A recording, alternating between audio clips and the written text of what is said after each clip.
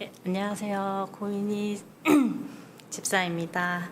네, 예배와 삶 12주 훈련 과정을 끝냈는데, 제가 또 이 자리에 서게 될 줄은 몰랐고요. 저만 아니기를, 저만 아니기를 바랬는데, 제가 선택이 되었네요.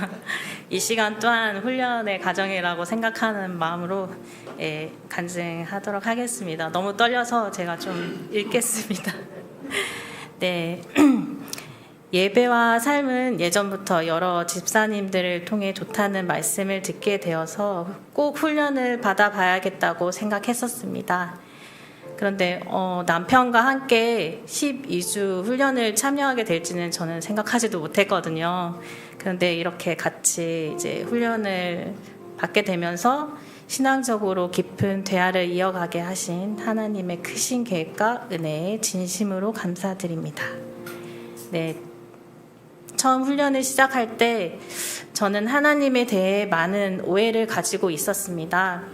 하나님은 저에게 무섭고 두려운 존재였습니다.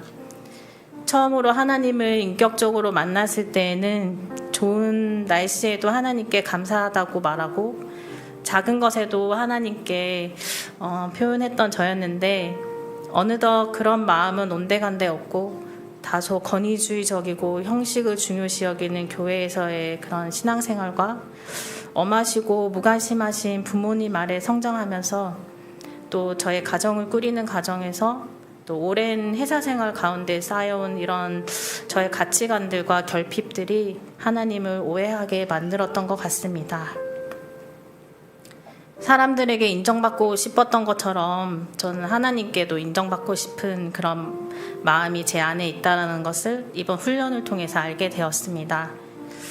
신앙생활은 오래 했지만 정작 하나님이 어떠한 분이신지 나는 정말 하나님을 신뢰하고 있는지 돌아보게 되었습니다. 하나님은 이런 저의 모습을 너무도 안타깝게 바라보셨을 것 같습니다. 그리고 이런 저의 오해를 풀어주시기 위해 예배의 삶 훈련으로 저를 부르신 것 같았습니다. 예배와 삶 첫 번째 시간에 목사님께서 하신 말씀이 저를 두고 하신 말씀 같았습니다. 성경을 읽을 때 우리 마음과 생각의 바탕에 항상 전제로 두어야 하는 사실. 첫 번째, 하나님은 사랑으로 가득 찬 분이시다.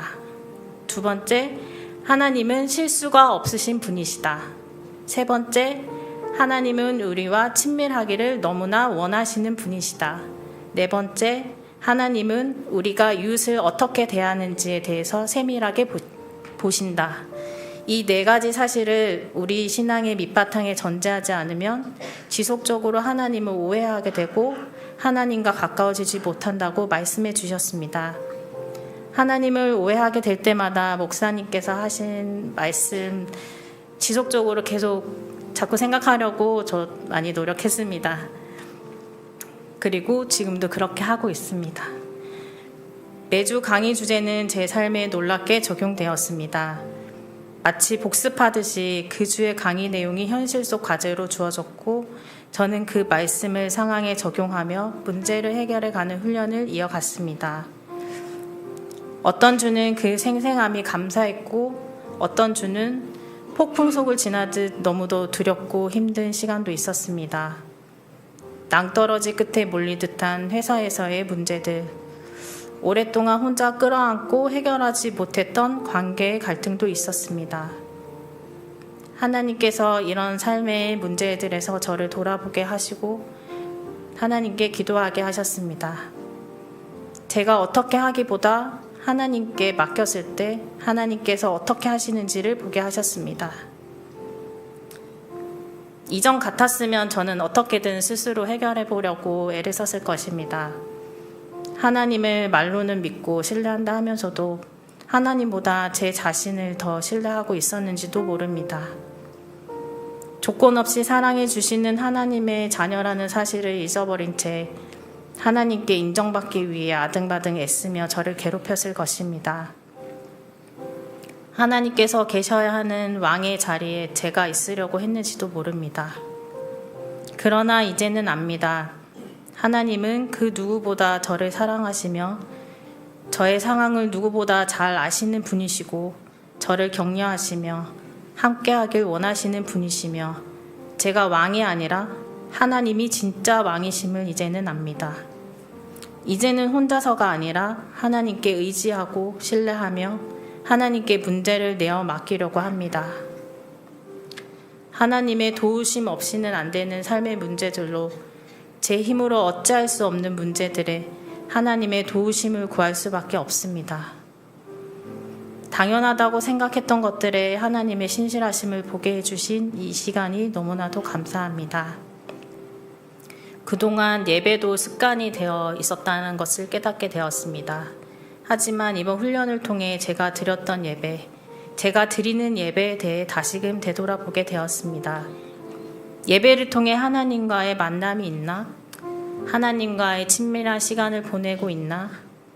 이 세상을 살아가면서 하나님의 마음과 뜻에 따라 삶을 살아가고 있나? 그동안 형식에 머물러 있었던 예배였다면 정말 하나님께 신령과 진정으로 예배를 드리는 사람이 되어야겠다는 생각이 들었습니다. 큐티하는 시간, 솔직한 기도, 순종하려는 작은 행동 하나도 하나님이 기뻐하시는 예배가 된다는 것을 알게 되었습니다. 출퇴근길 지하철에서 자리를 양보하는 것, 타인에게 따뜻한 말 한마디, 보이지 않는 곳에서의 작은 친절함, 이런 저의 모습에 하나님께서 기뻐하시겠다는 생각을 하니 저 또한 기뻤습니다. 이것이 삶의 예배이구나 라는 것을 알게 되었습니다. 세상은 거창한 성취에만 박수를 보내지만 하나님은 작은 순종에도 잘했구나 칭찬해 주시는 따뜻한 분이심을 더 깊이 깨닫게 되었습니다. 기도에 대해서도 큰 변화가 있었습니다. 이전에는 마치 답정너처럼 하나님을 설득하려는 기도를 드릴 때도 있었습니다. 저의 욕심을 감추고 합리적인 이유를 붙여 하나님께 제 뜻을 관철시키려 했던 모습이 부끄럽습니다. 믿음 없이 드린 기도도 많았습니다. 하지만 훈련을 통해 요한계시록 5장 8절 말씀처럼 금 대접에 담긴 성도의 기도는 향이 되어서 하나님께 올라간다는 말씀을 묵상하며 기도가 얼마나 소중하고 또 실제적인 것을 알게 되었습니다.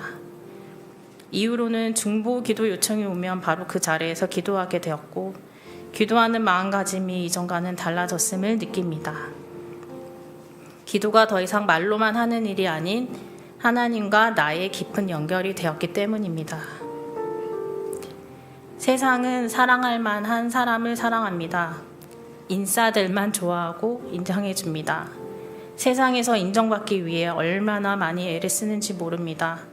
또 얼마나 많이 상처받는지 모릅니다. 얼마나 많이 외로운지 모릅니다. 그러나 우리 예수님은 그런 분이 아니셨습니다.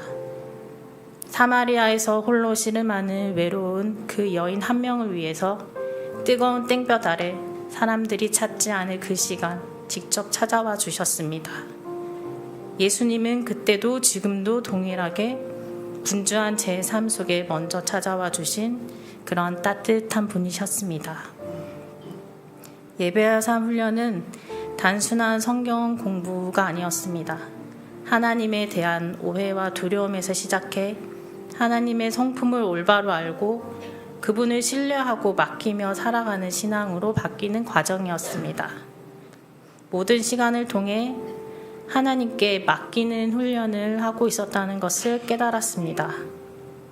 믿음과 삶을 살아내는 실력이 너무나도 다른 저의 모습을 보며 너무도 형편없는 저의 모습을 보며 하나님께는 잘 살아낸 저의 모습을 인정받고 싶었는데 그렇지 못해서 스스로 너무 실망했었습니다.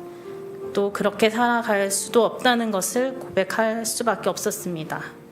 하나님께서는 부족한 저의 모습, 있는 그대로의 저의 모습을 솔직히 고백하고 하나님의 도우심을 구하며 살아갈 수밖에 없는 그런 존재임을 잊지 않고 하나님 앞에 나오길 바라시는 것 같습니다. 믿음은 기억력이라고 목사님께서 종종 말씀하셨습니다. 하나님과 함께한 이 시간들, 그리고 그 전에 하나님께서 함께 해주셨던 것들을 기억해내며 사랑 많으신 하나님, 실수가 없으신 하나님, 나와 친밀하시길 원하시는 하나님, 이웃을 사랑하길 원하시는 그런 하나님과 함께 동행하며 한 걸음 두 걸음 하나님께 가까이 나아가는 제가 되고 싶습니다. 저의 신앙 훈련 여정을 들어주셔서 감사합니다.